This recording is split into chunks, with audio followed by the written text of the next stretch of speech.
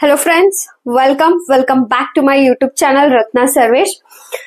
So UPSC ಪರೀಕ್ಷೆ ಮೇ 25 ಐತಿ but ಒಂದಷ್ಟು ನ್ಯೂಸ್ಗಳು ಸುದ್ದಿಗಳು ಹರಿದಾಡ್ಲಿಕತ್ತಾವ. ವಿದ್ಯಾರ್ಥಿಗಳ ಪ್ಯಾನಿಕ್ ಆಗಕತ್ತಾರ. ಏನಂತಂದ್ರ UPSC ಪ್ರಿಲಿಮಿನರಿ ಪರೀಕ್ಷೆ ಪೋಸ್ಟ್ಪೋನ್ ಆಗ್ತೈತೇನಾ ಆಗಬಹುದೇನಾ ಅನ್ನೋ ಒಂದು ಗೊಂದಲದಿಂದ ವಿದ್ಯಾರ್ಥಿಗಳ ಒಂದು ಪ್ರಿಪರೇಷನ್ ಒಳಗೊಂದು ಗೊಂದಲಗಳು ಮೂಡ್ಲಿಕತ್ತಾವ. ಸೊ ಆ ಒಂದು ವಿಷಯದ ಬಗ್ಗೆ ಈ ಒಂದು ವಿಡಿಯೋ ಒಳಗ ಡಿಸ್ಕಷನ್ ನ ಮಾಡೋಣ. ಸೊ ಇನ್ನವರೆಗೂ ಯಾರು ನನ್ನ ಚಾನಲ್ಗೆ ಸಬ್ಸ್ಕ್ರೈಬ್ ಆಗಿಲ್ಲ ದಯವಿಟ್ಟು ಚಾನಲ್ಗೆ ಸಬ್ಸ್ಕ್ರೈಬ್ ಆಗ್ರಿ ಮತ್ತ ಸಪೋರ್ಟ್ ಮಾಡ್ರಿ.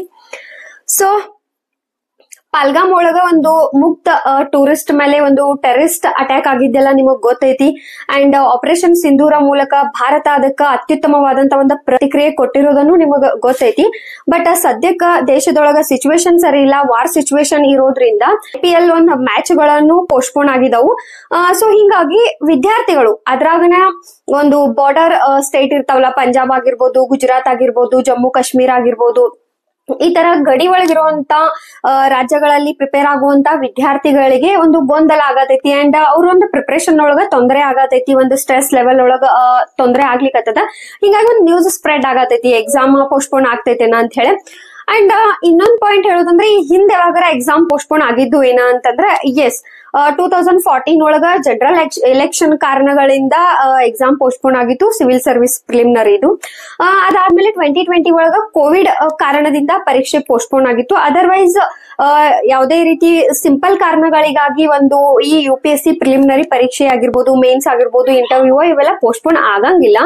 ಬಟ್ ಸದ್ಯಕ್ಕ ಒಂದು ವಿದ್ಯಾರ್ಥಿಗಳ ಸಿಚುವೇಶನ್ ಅನ್ನು ಅರ್ಥ ಮಾಡ್ಕೋಬೇಕಾಗ್ತೈತಿ. ಸ್ಟೇಟ್ ಒಂದು ಗಡಿ ಭಾಗದೊಳಗಿರೋ ಒಂದು ಸ್ಟೇಟ್ ಒಳಗೆ ಪ್ರಿಪೇರ್ ಆಗುವಂತ ವಿದ್ಯಾರ್ಥಿಗಳಿಗೆ ತೊಂದರೆ ಆಗ್ಲಿಕ್ಕತ್ತದ ಅನ್ನೋ ಕಾರಣಕ್ಕ ಎಕ್ಸಾಮ್ ಪೋಸ್ಟ್ಪೋನ್ ಆಗೋ ಚಾನ್ಸಸ್ ಅನ್ನು ಐತಿ. ಬಟ್ ಸಿಚುವೇಶನ್ ಹೆಂಗೈತೆ ಅಂದ್ರೆ 50-50 ಅದ.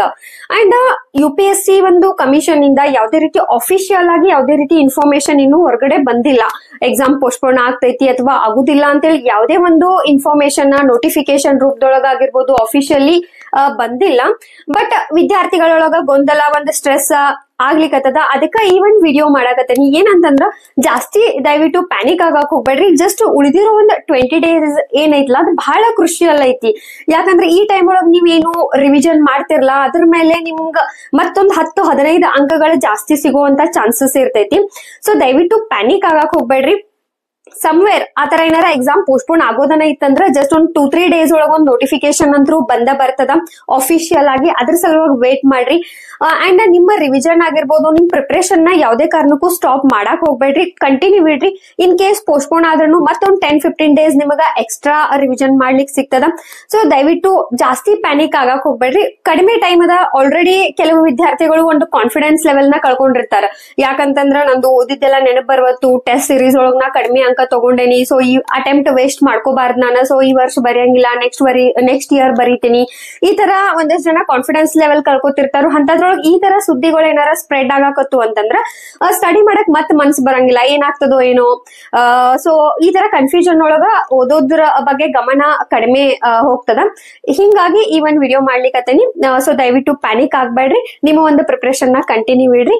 ಮತ್ತೇನಾರ ನಿಮ್ಗ ಡೌಟ್ಸ್ ಏನಾರ ಇದ್ದು ಒಂದು UPSC ಪರೀಕ್ಷೆ ಆಗಿರ್ಬೋದು, KPSC ಪರೀಕ್ಷೆ ರಿಲೇಟೆಡ್ ಅಂದ್ರೆ ಕಮೆಂಟ್ ಮಾಡ್ರಿ. ನೆಕ್ಸ್ಟ್ ವಿಡಿಯೋಗೆ ಸಿಗೋಣ. Thank you.